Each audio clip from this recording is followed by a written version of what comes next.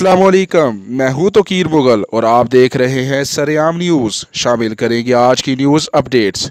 DPO Haniwal Asad Sarfaraz की हदायत पर CIA स्टाफ की कार्रवाई।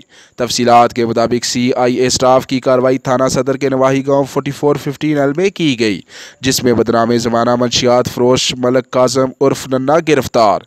मुलजम के कब्जा से 1480 ग्राम चर्स, 1 अदद तराजू, मोबाइल फ़ोन और नकद रकम 2500 बरामद। मुलजम के खिलाफ थाना सदर में मुकदमा नंबर 256/19 दफ़ा 9 दर्ज कर लिया गया। कार्रवाई में CIA की टीम में मोहम्मद असगर जट, अनवर शाद, साकब नज़ीर, गुलाम हुसैन और अब्बास शामिल थे।